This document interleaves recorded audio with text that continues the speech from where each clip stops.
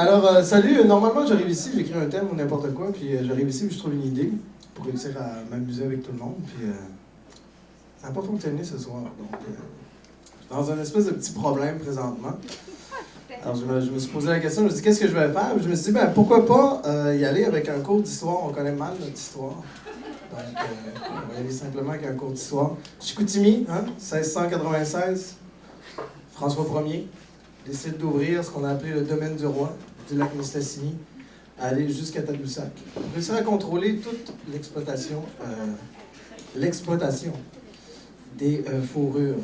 Par contre, à l'époque, les gens qui exploitaient la fourrure, c'était des hommes libres qu'on appelait. C'était des gens qui avaient quitté les villes et qui avaient décidé de s'installer ici sur le bord de la rivière. Par contre, on n'avait pas le droit de construire des maisons avec des fondations et il fallait vivre à la mode du pays. Ce qui implique qu'il fallait marier une Amérindienne, pas la marier nécessairement, en tout cas lui faire des enfants et continuer la traite de la fourrure pour que tout s'en aille directement à la France. Moi, j'ai eu un prof d'histoire quand j'étais jeune, Laurence Potvin, qui est aujourd'hui maire de Lac-à-la-Croix. En tout cas, peu importe. Laurence qui m'avait expliqué que l'histoire, c'était toujours à répéter. Et c'est toujours des choses qui se refont. Et il faut aimer comparer les histoires pour réussir à comprendre l'histoire. Tout ça pour vous dire que récemment, depuis à peu près une vingtaine d'années en Afrique, il y a beaucoup d'historiens qui remettent en question, qui parlent de la participation des Noirs pour la traite des Noirs. Donc c'est quelque chose d'assez lourd. Il y a même des historiens qui ont été assassinés pour avoir tenu de tels propos. Et c'est un peuple colonisés, donc on en a fait, lorsqu'il y a eu la libération de ces peuples-là, on s'est mis à travailler avec eux. Au Québec, en 1696, on se ramène à Chicoutimi. On est ici, 1696. Avec les hommes libres qui sont sur leur terrain et qui ramassent la fourrure. Cette fourrure-là, ils la vendent pour un prix. Ce prix-là, c'est le prix de la fourrure qu'eux sont allés chercher sur un territoire. Ils vendaient ça à quelqu'un. Donc le produit est vendu. 1760, des Anglais arrivent. Vous connaissez votre histoire, c'est merveilleux, hein? Oui. J'aimerais ça entendre un petit encore, là. Vous en voulez encore de l'histoire? Encore? Allez-y plus fort. Alors on continue. On est en 1660, les Anglais arrivent. Ils arrivent ici, ils se disent, c'est quoi ici? C'est quoi? Est-ce que c'est des Français?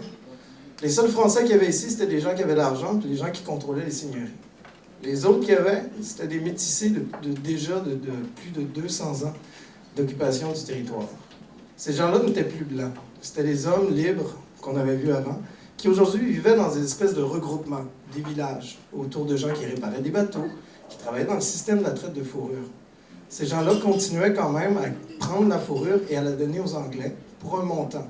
Donc, on prend le produit, on le vend. On continue notre histoire.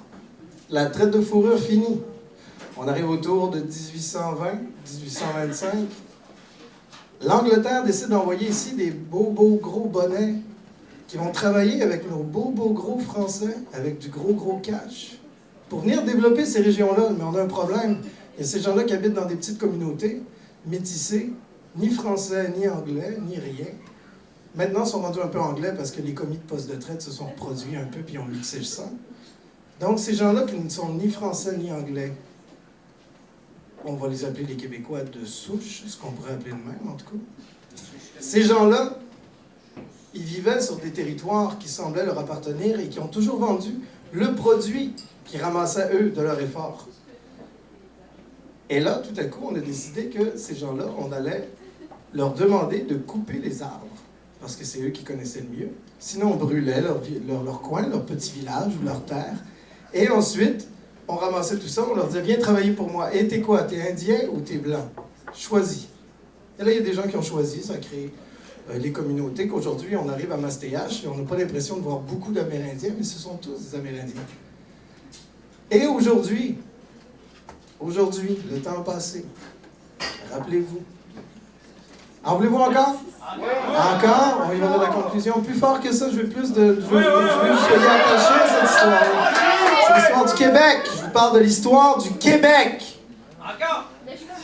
Alors, on continue. Non, je vous parle de l'histoire du Québec, qui n'est pas celui de ceux qui ont pris les décisions avec les Anglais, les premiers qui ont serré leurs pattes, puis qui ont dit il y a de l'argent à faire. Ceux qui sont restés, les autres sont tous repartis en France, ils ont ramassé leurs pions, puis sont partis. Les Vires Capot du Québec. Et aujourd'hui,